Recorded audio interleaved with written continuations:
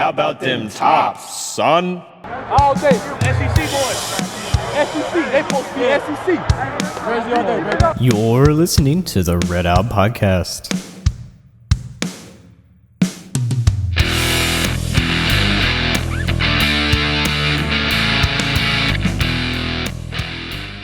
Welcome into another RedOUT Podcast. Yeah, we are bowling tonight. Let's see, I got Jake here. Can you hear me? Yeah, I can hear you. You ready to go? Oh, awesome. Let's see if we can get What was Alex that? in here too. We're going. I know it's bowling, but we're going bowling football. So exciting news. Let's see if I can get Alex in. Maybe let's see what's going on there.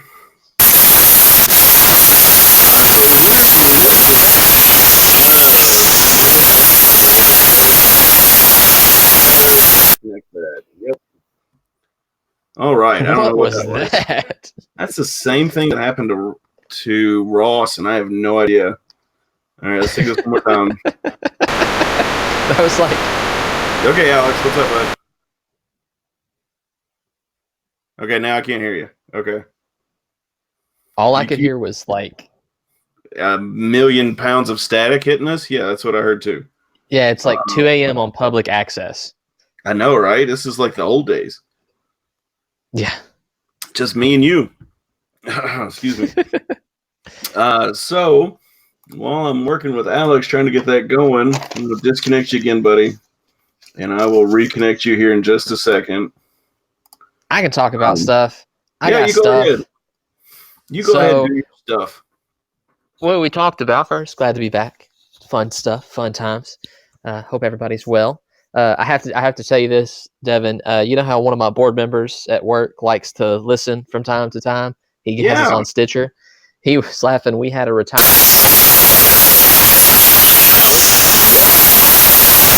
Nope. Sorry. They may be out of luck. I don't know. No. It's all good. I'm going to get him on. We'll get him on Facebook. Yeah. But anyways, it was just funny because he came up and stopped me and was like introducing me to some other gent who I had no idea who it was and just started railing about how good the podcast was. So we appreciate that, George, if you're listening. Yeah, appreciate it, George. Thanks for listening in, buddy. Mr. Pennington. I know, right? So I'm waiting for it to ring in. Answer, Alex. I know. This is always great when always so frustrating. Oh, the fun times of live All right. content. Gotta love it. Shut that one off. Can you hear me, buddy? Did I just hang up on you? Oh my gosh. I'm already starting to get like a sinus headache, so this makes this so much fun. There we are. Ding. You're connected. Alex? I hear nothing.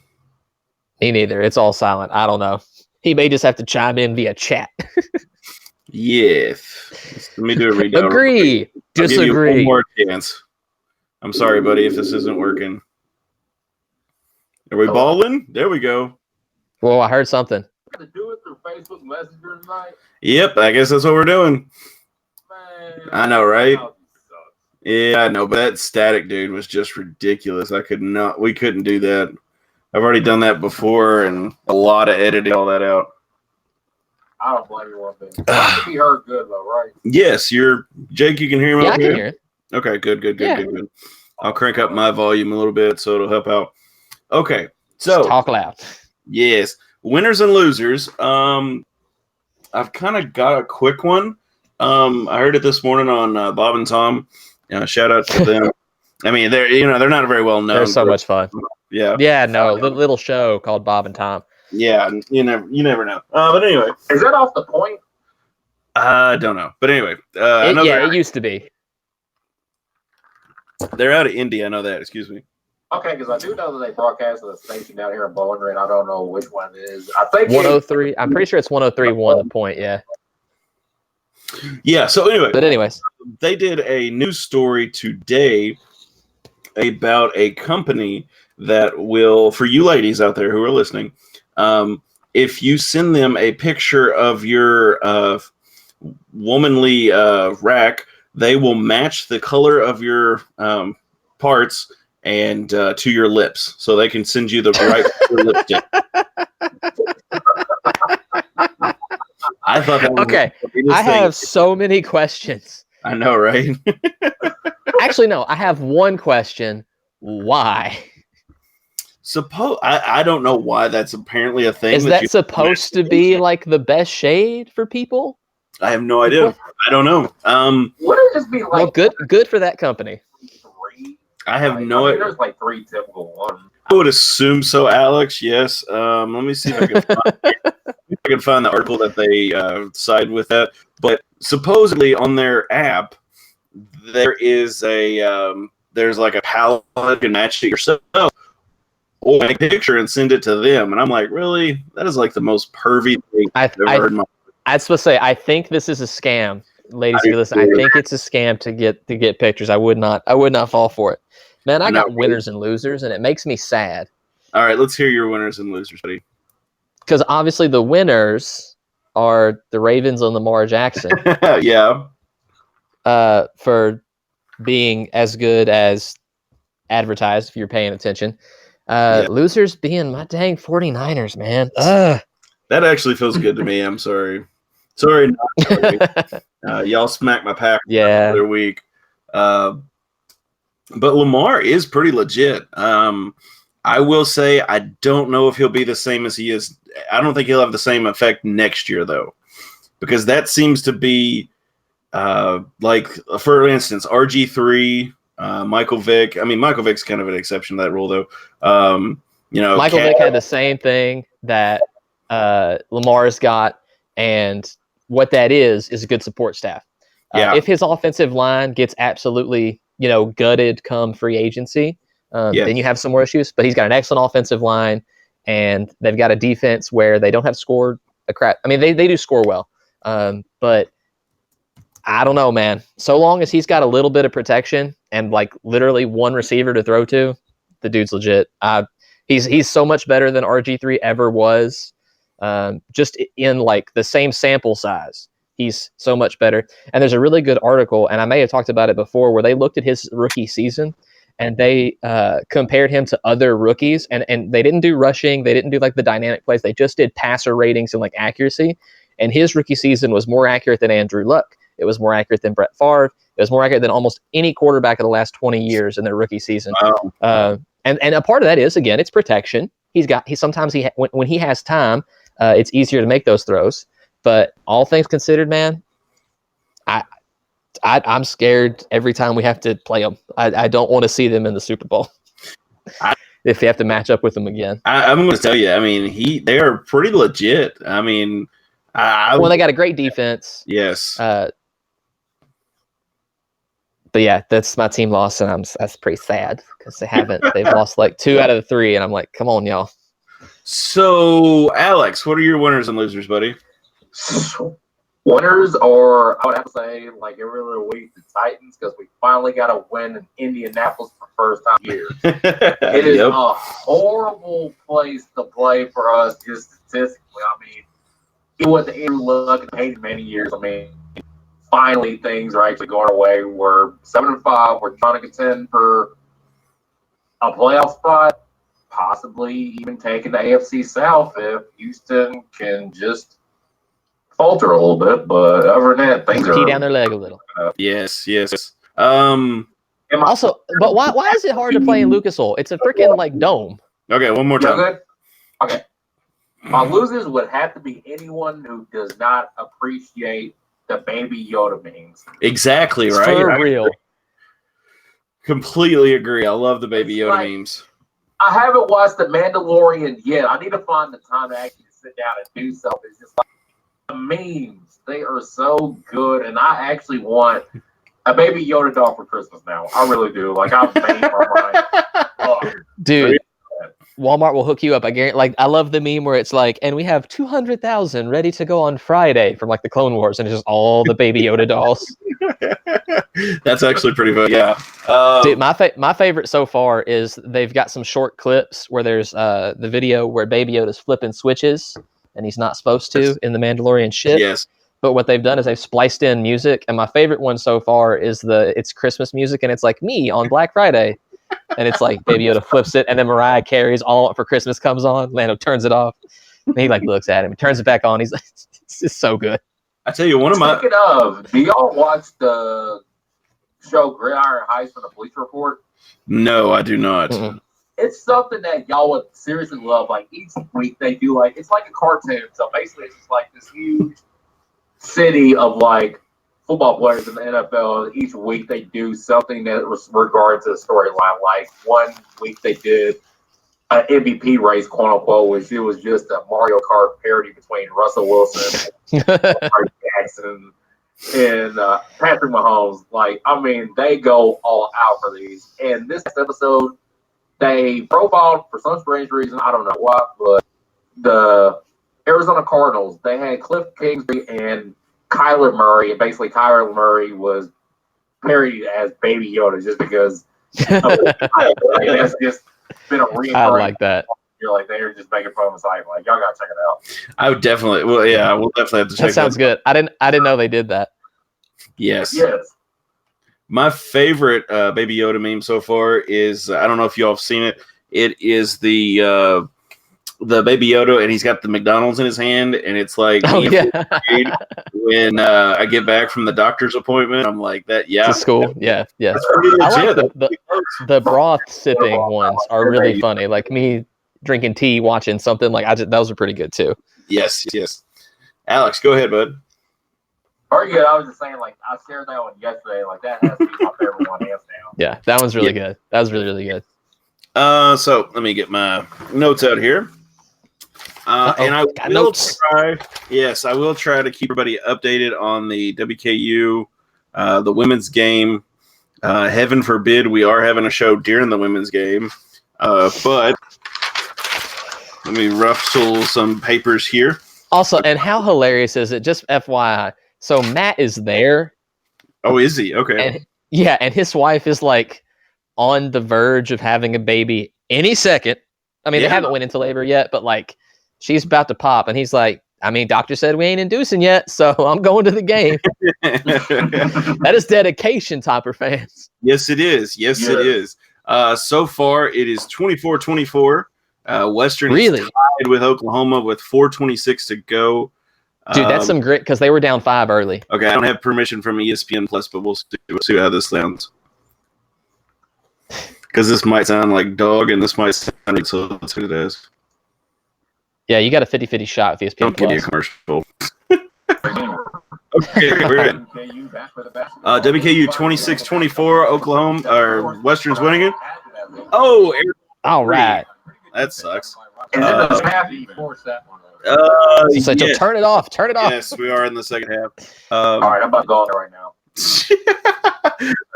He's about to pull it up. Be like, all right. Yep. So anyway, we'll go into other sports real quick. Volleyball, big news for them. They are hosting this year, which is amazing for them. They're going to start out playing Kennesaw State. Kennesaw State, because I was going to say Kennesaw, but it's Kennesaw State. Kennesaw. They're 22-8. Hashtag Pack Diddle. Support That's right. the volleyball. They definitely need your support. That game is tomorrow night at 7 p.m. Central, so that'd be 8 p.m. Eastern. So pack the house. We knew better than to have a show during their game. But That's anyway, right. then the next round, they're either going to play Louisville or Samford. So Alex, he pulled it up, didn't he? Okay. So WKU so far is 6-0 against Samford. Then they are 0-16 versus Louisville. So and Louisville is their only loss on the season. Yes, Louisville's the only loss this year for the Lady Volleyball. Which is just wild. I know, right? Which, by the way, does anybody know what they are ranked? Like Louisville? I don't have a clue. So I can look at the thing. Go ahead, Alex. Sorry.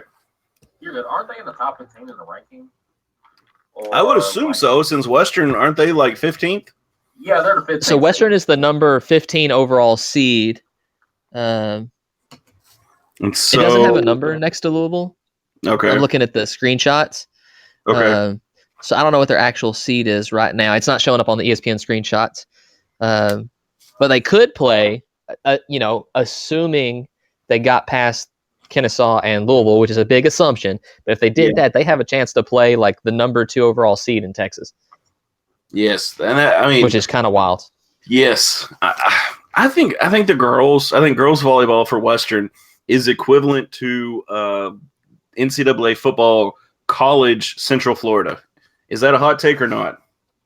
That's actually kind of good. Like, that's actually a really fair comparison, I feel like, because both are dominant programs in their conference and during their regular seasons.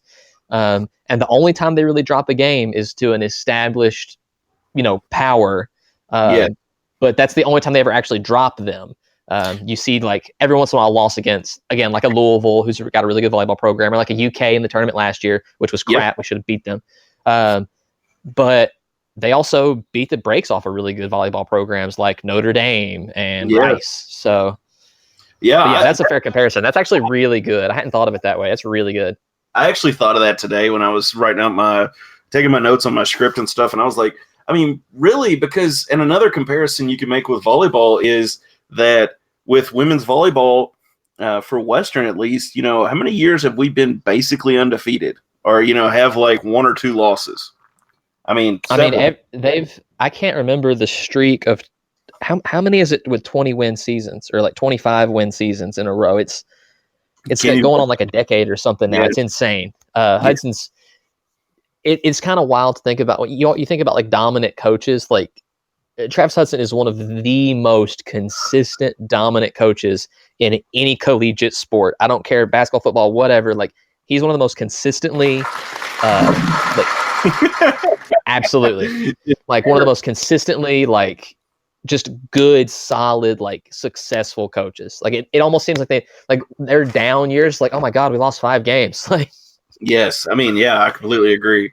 I mean, my biggest question is how long can we keep them? I mean, I know he seems committed. He's been here like 20 years. Has he been here? I feel like he's gonna stay really for the rest of his career, just because I could definitely see that. Done so much. It's just like, why would you want to go move up to? I mean, obviously, like, every coach is gonna have a pipe dream about going to a bigger school, but still, it's just like Hudson's doing everything right. It's like being a coach at a mid-major program, but also it's like he's a dynasty. I mean, a dynasty, and he does not get enough credit for that. Like, he should. No, you're right. I agree completely. Oh man. Yep.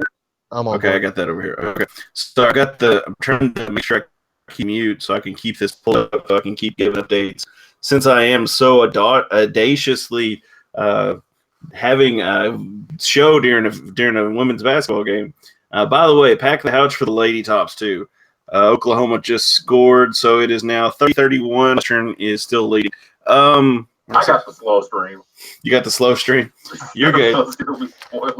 It's all good. Yeah, spoiler alert. Don't spoil it for him. So they just scored. Yeah, now I just see where they scored. Gosh, you gotta love that. That's hilarious. And then of course Western will play Ball State on the 7th, so they got kind of like a 3-day off. I don't know if any of you all noticed this. I kind of noticed it when I was doing my recap for the women playing Tulsa, which they played on the 29th last week, and then they had to travel to St. Mary's, and they played again. So on the 30th. So it was back-to-back. So, I mean, basically, when they got done with that game, they probably showered, got on a plane, and took off to St. Mary's, which that just seems crazy to me. I don't know. They're traveling a lot. In any, like, collegiate basketball sport like that? Apparently basketball does this. Let me see. Where is St. Mary's? Is that Chicago? No, it's in California. Cali. That's still a long flight, though. That's a long way. And let me see. Let me pull. I got the stats here. Tulsa. No. Yes. St. Mary's. No. Sorry. I've got them. I've got like a zillion browsers pulled up here. Looks like Western just basically took over from about the 4:58 in the first, and they just ran away against Tulsa. Yeah, they beat the brakes off of Tulsa. Yes, they did. I mean, they shot 46.7% from the field, 26.3% from 3 points. Okay, that was me. Sorry. Turnovers. They had 2 more than Tulsa, which, I mean, you got to clean that up anytime. And the rebounds, Western was dominating the boards with 36 to Tulsa's 30. Okay, I have to admit, I'm just sitting here and I ADD, I know, but they just had a commercial for some perfume and it had Charlize Theron. Spoiler alert, because we're all friends here. Charlize Theron is like the most beautiful woman in the world. And she also kills stuff on screen, which is always fun. And second only to my wife, if she hears me downstairs. That is correct. Good save. Take a nice big drink.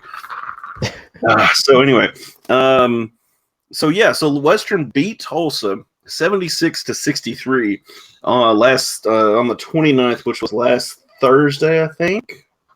Come on, computer. Something like that. Once. Because you got 400 things in Chrome open. Well, yeah, it's probably right. So that was on Friday. Then they jumped a flight, flew out to St. Mary's, and lost 80-73, which I'm going to blame that on jet lag. I've got your back, Lady Tops. Well, not only that, but you're talking about a 2-hour time difference too, and if they're playing in the evening. Yeah, I mean, yes. Yeah, I mean I'm staying. It's a big deal to play in different time zones. Like I don't think people give that enough credence. But I'm an old man, so like 10, 11 o'clock, I'm getting sleepy. But just imagine like at 10 or 11 your time when you're used to like winding down, it's like, oh, I have to go now. Like this is game time. Yeah, that always screws me up. We've got Todd Stewart on here right now. So apparently, maybe that was okay. Let me back up a little bit. Maybe they played Tulsa at the St. Mary's Thanksgiving Classic. That's a little more forgiving. Okay, I'm a little sorry, listeners. I know I'm not very good with ladies basketball, but so apparently they must have played them at the Classic. So anyway, Western is playing Oklahoma currently. Score is something because they're talking to Todd. 31-30 at half. So we got Todd Stewart on right now talking to Jeff. Jeff has a nice, lovely Christmas tie on, in case our listeners wanted to know. You can watch the game on ESPN old Jeff. Plus. Yeah, I think his name is Jeff. Is it Jeff Young or Jeff Love or something? I don't know. Jeff Love sounds better, so we'll go with that. It's Jeff Love. Jeff Love. Women. The girls did pretty good in the St. Mary's Classic. They lost to St. Mary's themselves, but they beat Tulsa. Just working out those hiccups going into conference play here, and they're actually up on Oklahoma, which is exciting news.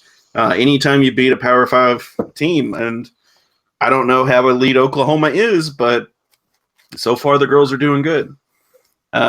So we're going to kind of do things a little backward tonight. Usually I'd go into men's basketball, but with football having their last game not last game, but their last regular season game, we're going to slide over into football. Yeah, we got to talk bowls. Yeah, we got to talk football. Yeah. We got to talk bowls. There's a lot to talk about here. So Western beat MTSU, which, by the way, is the greatest feeling in the world. Yes, give us a little love. And keep going. Yeah, just keep clapping. That's fine. So Western beat MTSU in a very close game. I don't know if you all watched too, but it was a nail biter. And that Ash O'Hara, is that his name? Yeah, Asher O'Hara. Asher O'Hara. Okay. That kid's no joke. I mean, like, he's legit. A year or so, he's going to be legit. I mean, what is he, a junior? He's literally their whole offense. Like, he's that good. Sophomore. Yes.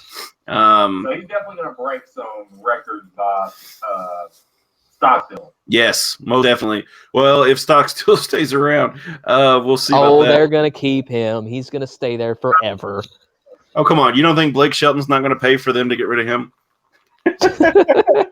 They dug themselves in a hole. Not even Jeff Fisher can even pay them out right now. Yeah, I don't know. Honestly, as far as they're concerned, I really don't care. I hope they keep him, and I hope they keep losing. Absolutely. But So played middle in the most rainy, disgusting game ever. Alex, you were there, and you sat near Quinn Jernigan's mom. So it's a good section. What did you think of the game thus far? Yes, me and Jared literally met up and we sat literally between the families of Quinn Jernigan and Lucky Jackson. So needless to say, that was like the funnest experience I've ever had at a Western game in like all my years of going. Like it was just amazing. They were really humble, interacted really well. So it was just like, I mean, it was just great. But the game within itself, it was really good. It was obviously what you would expect. Middle wasn't kidding around. O'Hara played one of his best games of the season. And Ty Story literally just did Ty Story things. 23 of 30 passing, 249 yards and 2 touchdowns. And Gage Walker is our first 1,000-yard rushing person for like at least Dude, 3 I was so years. happy to see that. Yeah, it's been since Ace. Yeah, I was going to say, it's been probably like 3 or 4 years anyway. Yeah, it's been since Ace Wales. Both Story and Walker was just literally like they stepped in because of injuries. Otherwise, it would have been Duncan and Samuel. Yeah. It's just funny how well that turned out. Yeah, I mean, honestly, I don't know what you all's opinion is as far as Story goes, but I don't know if Duncan could have gone to the level that Story did as far as that's concerned. Yeah, I don't know. I mean, of course, we I won't really don't know. know either. We won't know probably until next year. But Ty Story's done amazing. I mean, he had a lot of doubters up until the Arkansas game, and then I guess going home kind of put him back in his groove, and he played amazing. So far, looking at the stats here, Western had 474 yards, 294 of those passing, 180 of those rushing. Where Middle Tennessee had 301 passing yards and 165 rushing for a grand total of 466 total yards.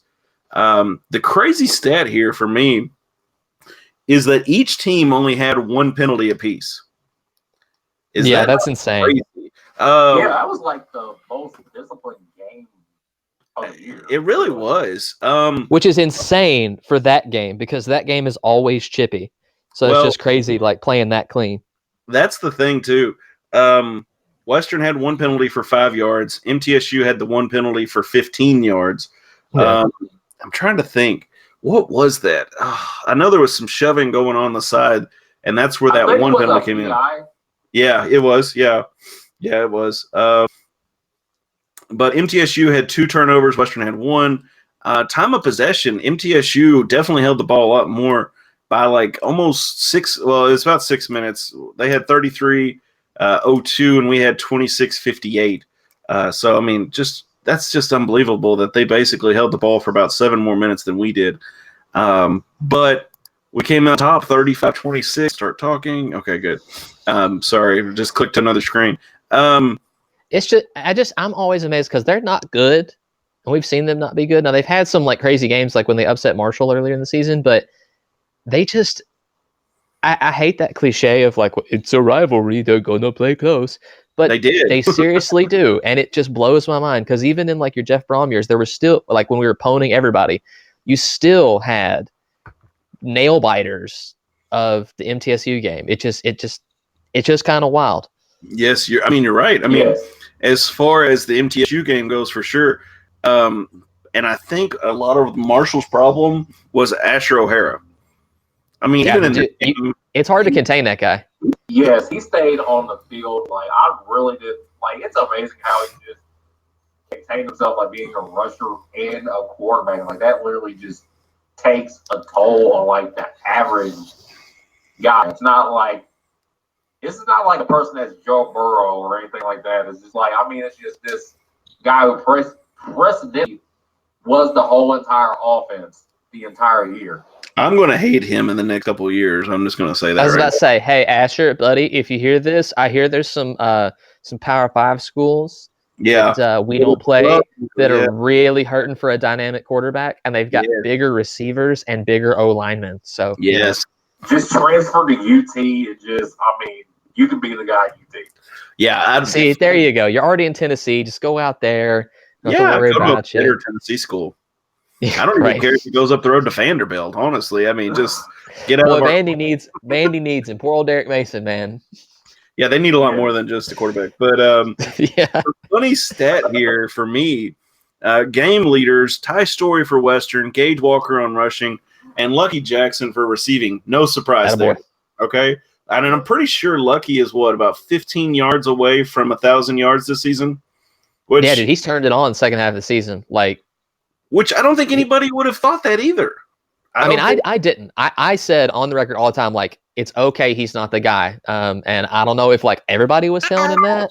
Yeah. Or, like, what happened? Yeah, I mean, I'm so happy to be wrong because he's been dynamic. He's been so good, not only in actually like, catching touchdowns, but he also is so good he gets double covered a lot. He gets a lot of attention, so he opens it up for other guys, which is why the passing game and the run game has been so much more dynamic.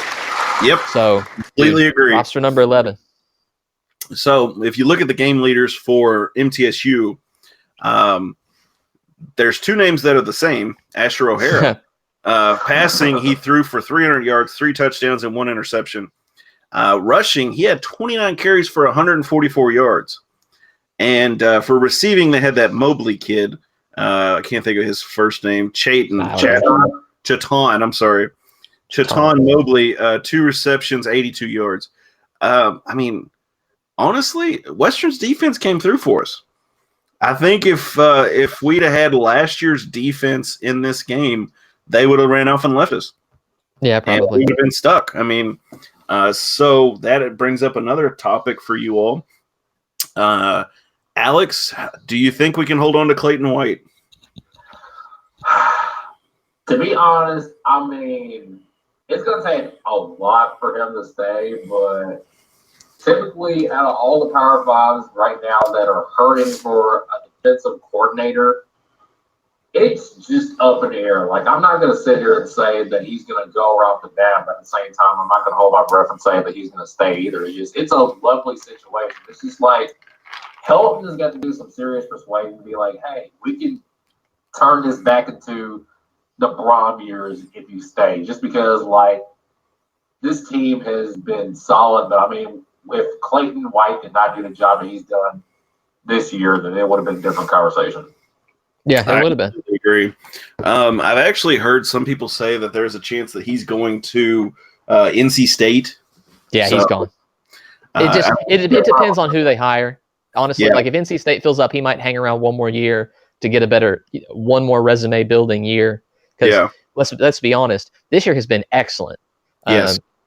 But it hasn't always been like he doesn't have like 5 resume good years or like dominating a conference for 3 or 4 years, which is usually that springboard. He's an NC State guy. If NC State calls, he will go. If they hire somebody else, if they spend some money, some of that TV money, and go and get somebody with a bigger name at D coordinator, then maybe he hangs around another year. But I don't know, and that's a big thing for me.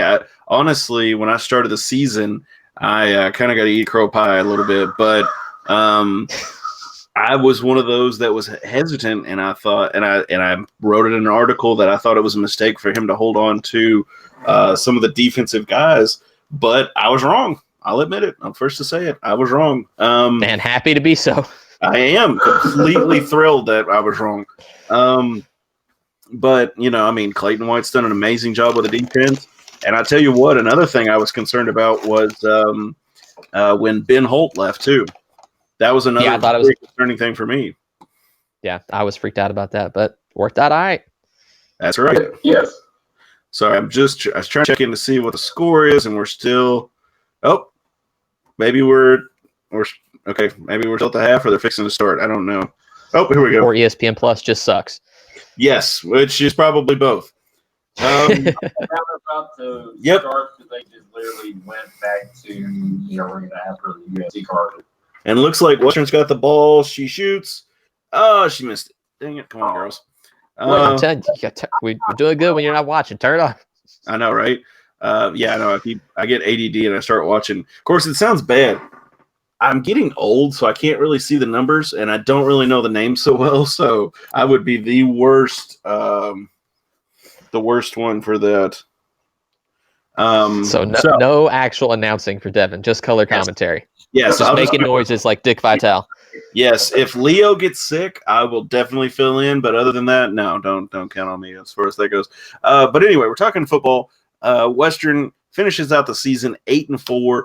It was amazing. It was, I mean, by far not what we thought was going to happen. But all right, I'm trying to find it. Here we go. Nope. You suck. Okay, but sorry. We're going to a bowl game. We're going to a bowl game. So what I was going to say, and I think we said it last week too, with it in stone, we are 8-4. Alex, did you think that we would have gone 8-4 this year, or what would you have said preseason what our record would have been? Honestly, preseason, I was thinking like, okay, this would be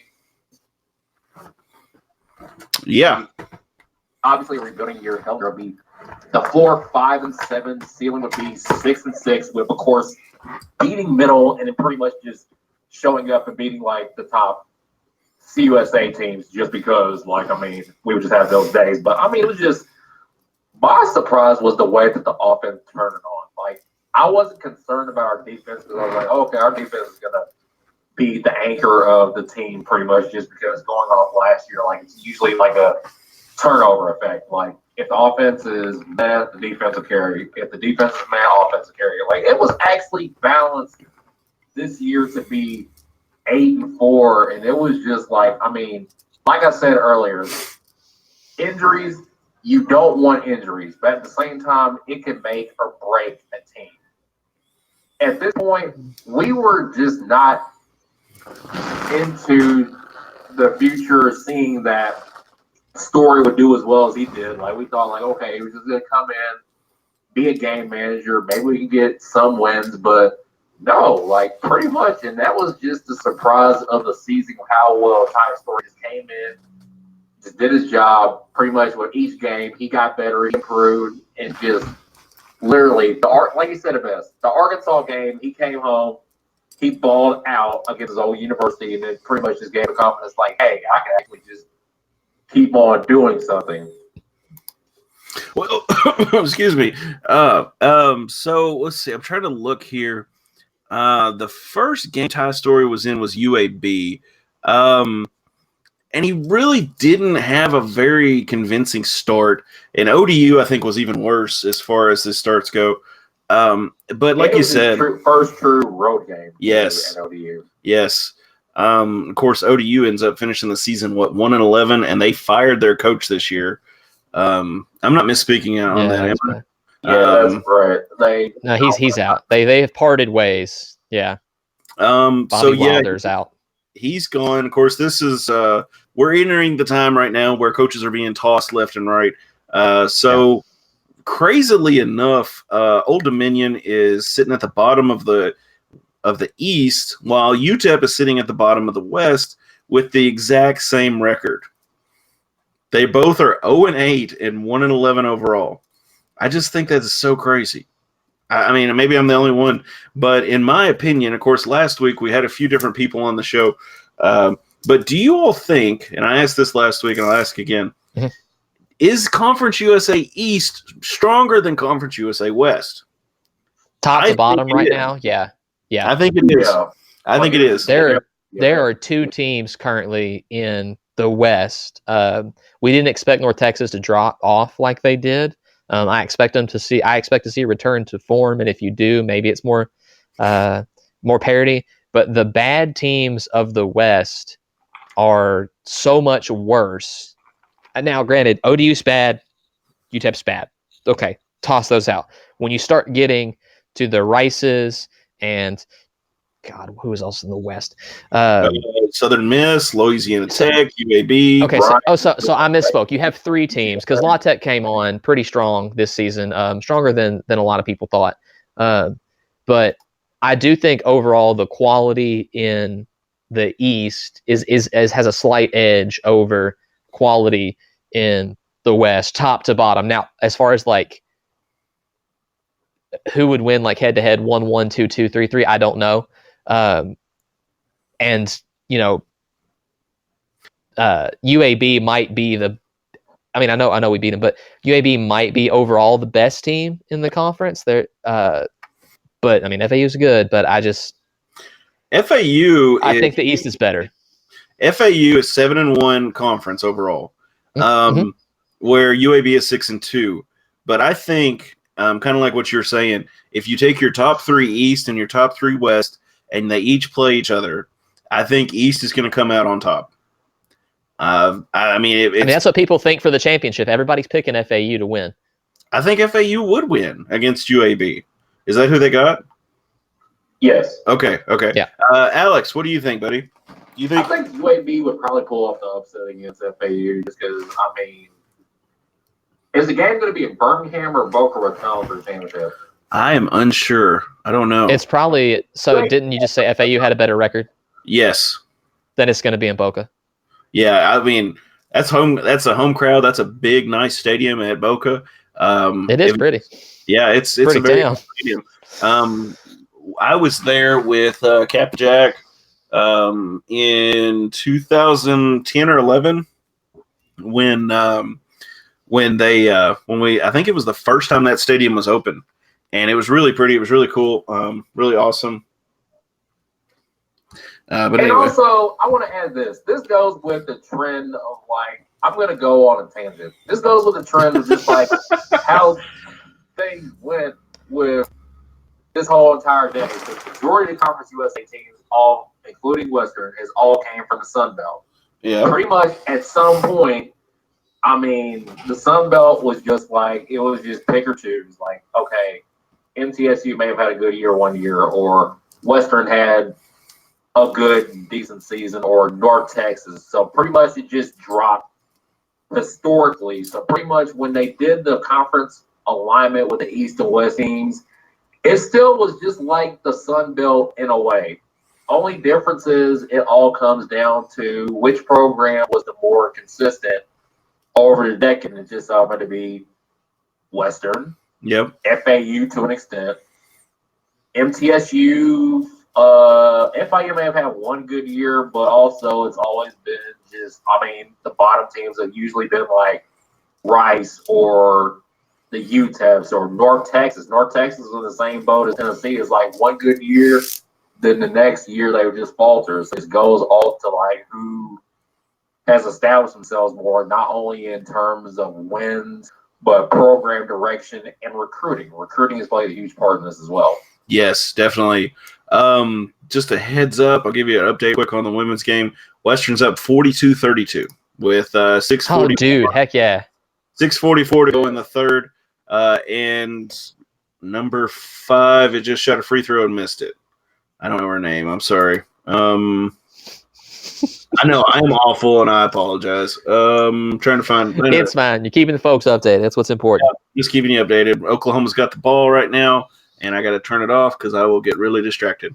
Okay, so just like Al was saying there, yeah, Florida Atlantic, Western, Middle Tennessee, FIU, those were all Sunbelt teams as far as when I was in college, and then they all just made the transition together.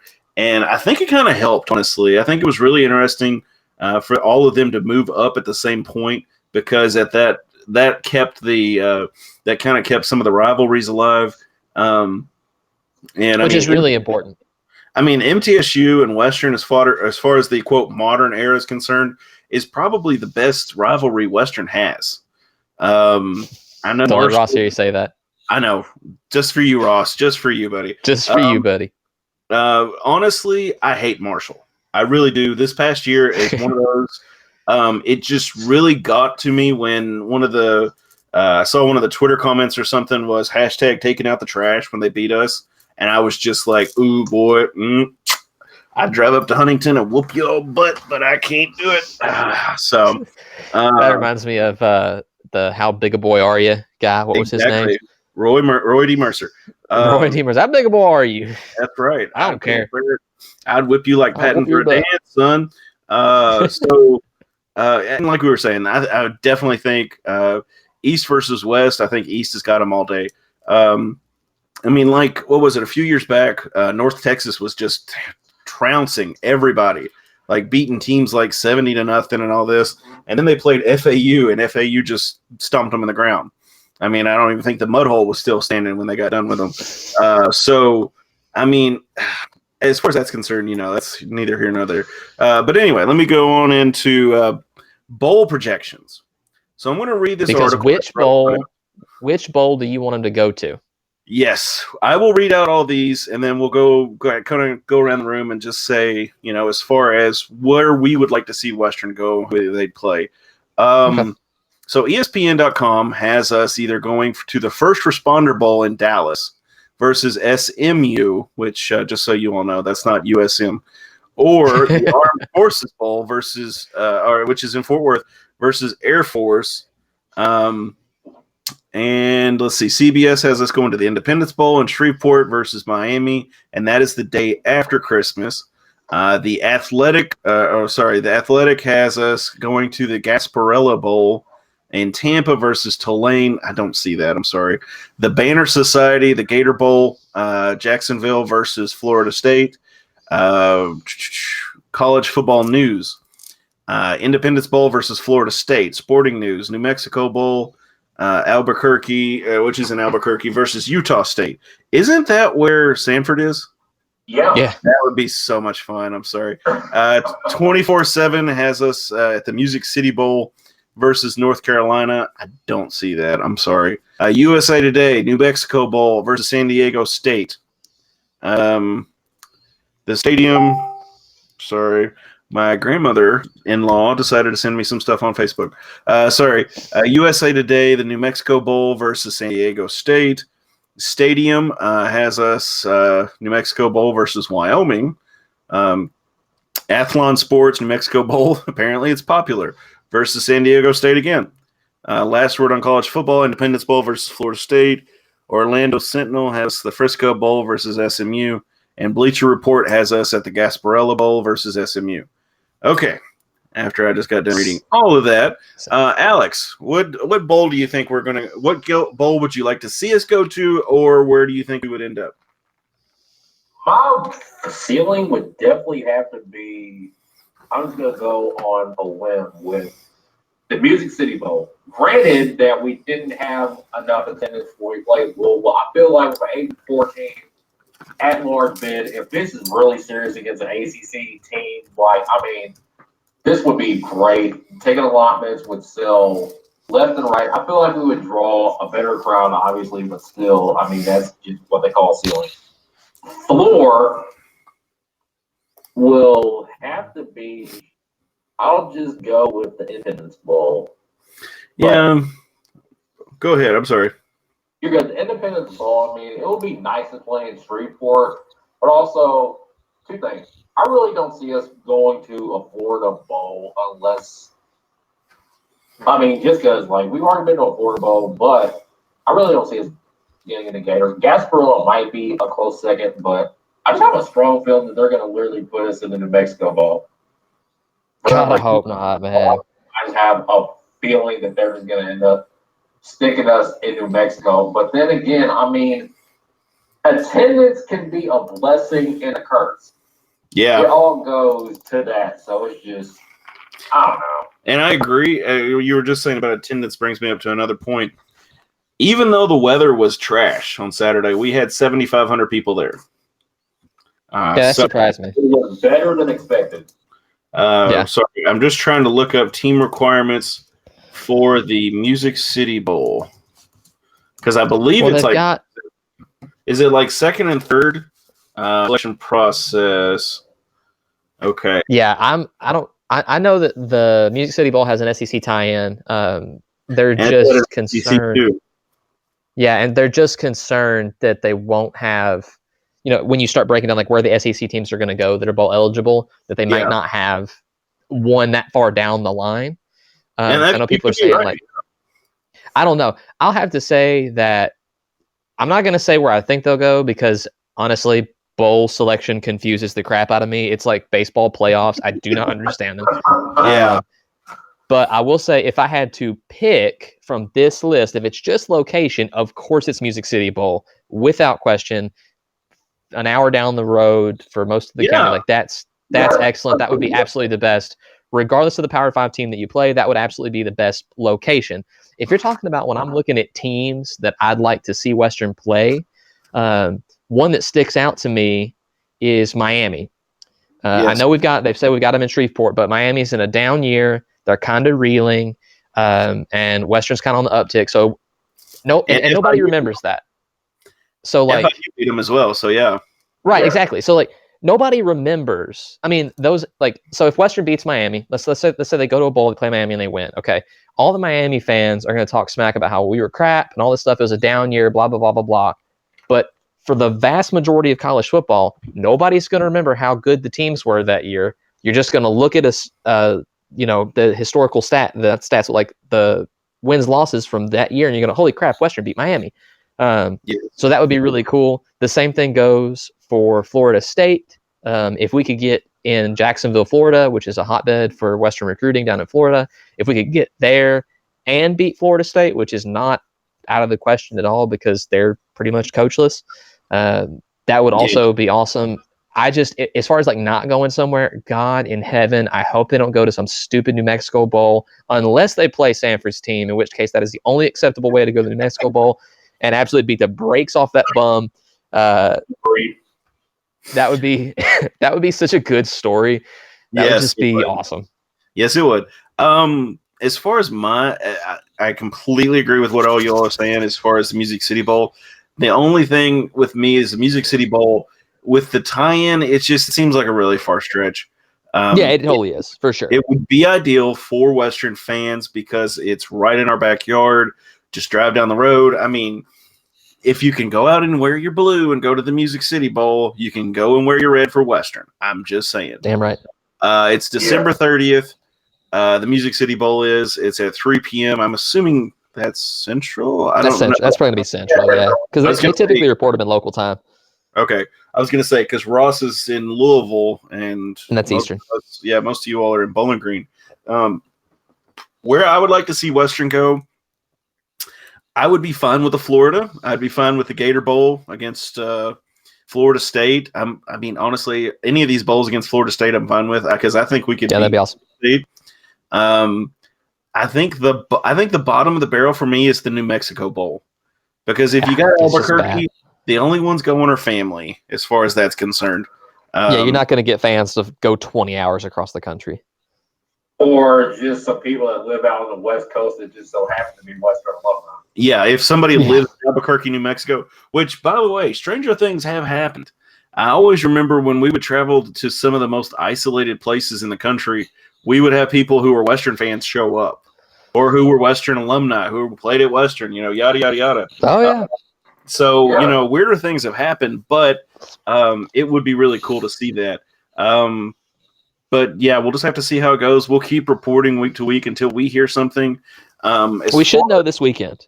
I was going to say, after the conference championships, that'll all get settled. Exactly. After that done, we'll see. And we'll tell y'all next week as far as what bowl everything's going to and everything, where everybody's going. All right, let me skip on to get my handy dandy notebook out. All right, Jim. I know, right? I'm already getting ready for it. Men's basketball. Okay, so that was kind of the good news situation. Here is the bad news situation with men's basketball. I did not watch the game last night. I didn't want to be depressed, so I didn't watch it. I know I'm throwing a little shade, and I'm not trying to be smart or anything, but Western played Louisville last Friday and lost 71-54. Currently, Louisville is sitting at number 1, so it doesn't feel as bad. But it's one of those that you just – I'm sorry. I want to beat everybody, so that's just me. Yeah. And then Western played Wright State. And the game went several frustrating ways. Jake, what did you think about the game? Okay, I'd like to preface this by giving all due respect to all people involved in the game because I'm sure they're all excellent humans, and they're much better at athletics than I will ever be, and they know way, way, way more than me, which is why one of them makes $850,000. That being said, Sure. and I got into it with a few guys on Twitter over this. Yeah, I saw. It wasn't too bad though. It was pretty. It was pretty collegial. Yeah. Yeah, it was pretty tame for Twitter. It's very tame for Twitter. It's pretty tame overall, but I'm incredibly disappointed across the board. I will start with my least disappointment, which is with the players, because by all accounts, there was a lack of effort in the second half. Shots hitting the front of the rim. They looked gassed. They looked like they weren't prepared. And it didn't seem like they were, if Stansbury had a game plan, that they were running it. Several players were ball stoppers. Your assist turnover ratio is not good.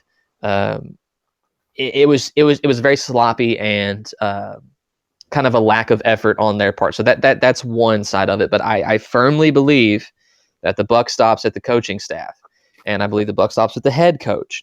And what you saw in both the Louisville game and the Wright State game, and what you've seen in a lot of games, is that for some reason, Stansbury seems to be struggling with his in-game management.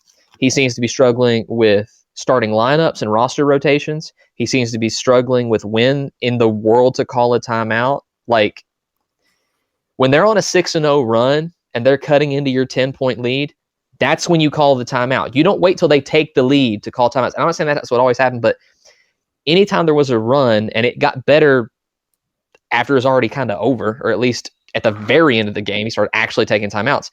But it just seems like the flow of the game got away from him. And it just boggles my mind that a dude that has had so much success, not just in recruiting, but in game. I mean, he was good at Mississippi State. Like, I just don't understand how you can, I don't know, space out. I don't know, but I am severely disappointed in how they played, and how they were coached and the effort level. The one thing that gets me is guys are like, well, the player's got to make shots. He can't make shots for him. You're right, he can't. But what he can do is be an effective enough leader and coach to get his guys to provide more effort, to have them rested enough, to have them in good enough shape, and to be able to get them to listen to you to execute a game plan. One thing that we saw was that thank you. Take it back. One thing we saw, and then I'll stop rambling because you know how I get, was that a lot of entire segment for you, so you're fine. Okay, so a couple of the guys, I won't let Alex talk. A couple of the guys were playing a little bit of hero ball in Tay and Savage, and even a little bit Josh Anderson, who I think should get more playing time. But they were ball stoppers. They were trying to make their own space. They're trying to make their own plays, and that's fine if you've got the shot or if you've got the hot hand. But if you don't, and there wasn't really a hot hand in that game, you have to pass the ball more. You have to be more consistent. You have to play within yourself and see the floor a lot better than they did. And the last thing I'll say is that I am sorry. I get on players more than a couple of you guys, and that's fine. I don't care. But Jared Savage needs to be number 6 coming off that. No, he's number 1 coming off the bench. He does not need to be starting. He does not have the athleticism to be starting. And because we have Cam Justice on the floor at the same time, you've got 2 players with similar skill sets. One of them's scoring. Now, I'm not saying Justice is consistent because he's not, but when he's hot, he scores 25 points. When Jared Savage is hot, he scores 8 points. And I'm sorry, but you can't have him on the floor at the same time. Rawls needs to be your starting point guard. Get Tay off the point. I don't care if he's a freshman. He's doing better. And for the love of God, get Josh Anderson to stop shooting threes. In the last game against Wright State, he only took 4 shots. 3 of them were threes. Or he went 1 for 4 and he shot 4 threes. Like, yep, we're not a 3-point shooting team. Quit it. And I had one more stat. There's one more stat. So this is a team that makes its wins on free throws, right? We all know this. Attacking the basket. That's where Western has made their bread and butter. It's how they beat OK State the other year. Like, that's what they do. In this game, they only shot 7 free throws. 7. They not made 7, shot 7. And what that means is they're playing passive basketball. They're not attacking the rim. They're not going inside. They're not taking advantage of their skill sets. And they're playing scared. And Coach has got to get them to play their game to execute his game plan. And until we do that, we're going to be mediocre. So your ideal roster, let me get this straight, would be basically everybody the same except sit Savage and start Anderson. Is that right? I want Rawls at the point. I want Rawls at the point. I want Tay at the 2. I want Justice at the 3. I want just depends on the night. Okay. You want Williams? No, I want it. Sometimes Williams depends on how much of a dog he's doing, or Josh Anderson. And then I want Bassey at the 5. Anderson needs to have more minutes. He needs to have more minutes than Savage, and he needs to not take threes. If he's going to get out there and just shoot threes, sit his butt down, and maybe that's the case. I don't know. But we need more athleticism on the court because a lot of the guys that are starting just don't seem to have the motor that Josh Anderson does. Now, my biggest complaint with Stans is and I mean, I can't argue with you because coaches, the buck always stops with them. They can't blame anybody else but them. But if you're looking at your stats on ESPN.com for Western, Bassey had 25 minutes, Anderson had 26. And I'm sorry, but Bassey is your top guy. Unless he was hurt, I don't see why you pulled him. So we know that he has had some tender leg, ankle issues. Okay. And he does tend to get beat up quite a bit down low. Okay. I think that is if I had to guess, I would say that's saving him for later on in the season when you have to have him healthy. Okay. But I don't know. And you How many minutes did Jared Savage have? Jared Savage had 36. Anderson had that's inexcusable. Now, see, and that's my biggest complaint, though, when you play, because I just don't feel like Stans uses his bench enough. He doesn't, and that's we've complained about that since he got here. Yes, but as far as looking at stats and everything, every single starter threw up at least one 3-pointer. That's Bassey, that's Williams, that's Hollinsworth. They were 0 for 1. Now, Justice and Savage, they were 3 for 5 for Justice and 2 for 4 for Savage. So, I mean, but still, I mean, like, why is everybody shooting threes? I mean, is that because of the NBA? Everybody thinks they're a shooters league, or like, what am I missing? I think that's part of it. I don't know. I do not understand how, as a coach, you cannot make your players execute what you want them to do. And if they're actually doing that, then we've got bigger problems. Yeah. Then that's just kind of like an insubordination thing at that point. Alex, so what would your starting lineup be, buddy? I would literally have to just go with what Jake said. That sounds good. It's not an original thing at all. Like a lot of people say it.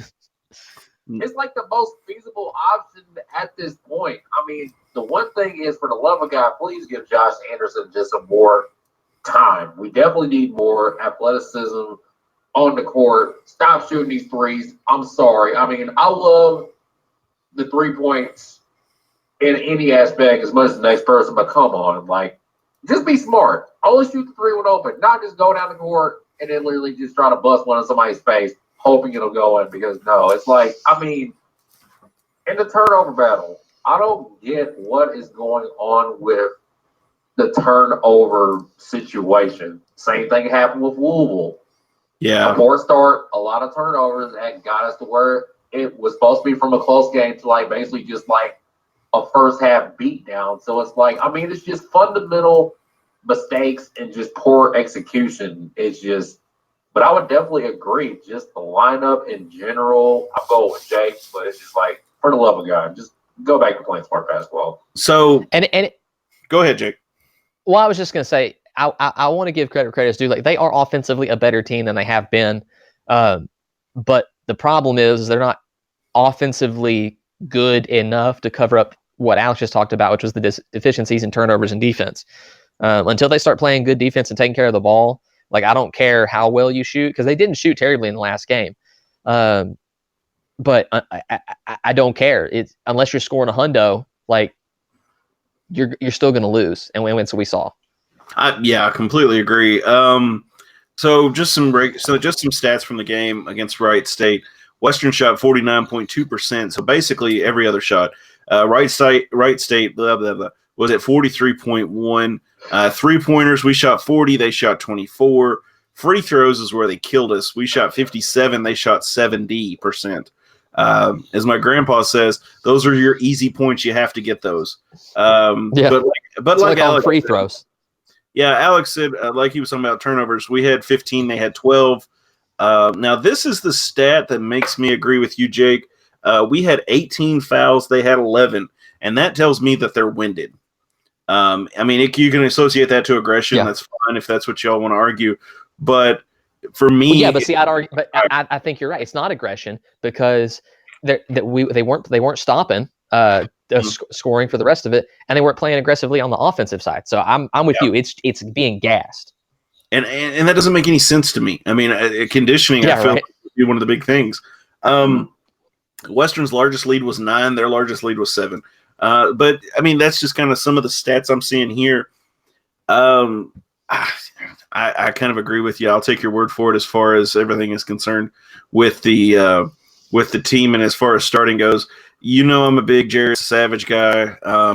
I would like to see him do better. I want him to be a sniper. Like we desperately need more than one guy to shoot to make threes, and I want him to be better. He's just not. Yeah, I mean, and what I was going to say was I'm a Jared Savage fan, but at the same time, I'm also a Western fan. So I've got to look at the bigger picture, and I've got to see that, you know, you have to, I mean, kind of sacrifice the one for the many, you know, as far as that's concerned. So if Savage has to sit a little bit, you know, whatever has to be done for Western to, you know, kind of get out of this slump, this 2-game slump, you know, we got to do it. So let me just recap some real quick things before we go for the night. Currently, Western is playing. Girls are leading 58-50 with 7:33 to go in the fourth. All right. Keep it strong. Sorry, I'm trying to hit the button. So, yeah, there we go. We got the clap. Oklahoma just do we now? Yes, we do have the clap. Yeah. Ha, ha, ha. Anyway. I'm a 6-year-old. I'm sorry. I just saw where Renee, I can't pronounce her last name, but she has 19 points currently. I was going to say, dude, she's the truth. She is the absolute truth, man. Eljaway? I like Eggled or something. Eggled-away? I would love pronounce every single name. Like, I would never make my day, clearly. Yep. Alex, buddy, we are just kindred spirits of not being able to pronounce names, so it's fun. So here's the events real quick before we have to go. Because it's a packed weekend. Yes, big weekend. Western is playing Oklahoma currently. We are leading currently. So spoiler alert, you all will know the final before I get done with this episode. By the time the episode's posted to airs, stuff. Yeah. Western girls play Ball State on December 7th at 2:30 p.m. Central, so that's 3:30 Eastern. Volleyball will be playing, they've got Kennesaw State December 5th, so tomorrow night at 7 p.m. Central. Hashtag pack that diddle. I was going to say pack the house. Pack diddle. And then they will be playing on December 6th if they win, and they'll either play Louisville, which, boo, we do not want. Yep, go ahead.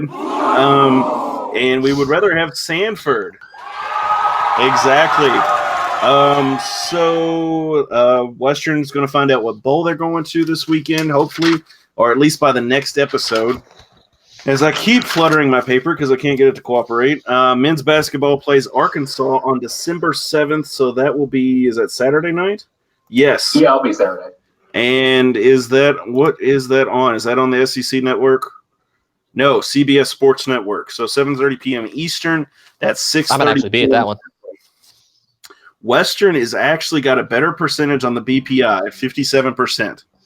Nice. Be a good win to pick up. Yes. Nice. They're pretty high on the RPI, so.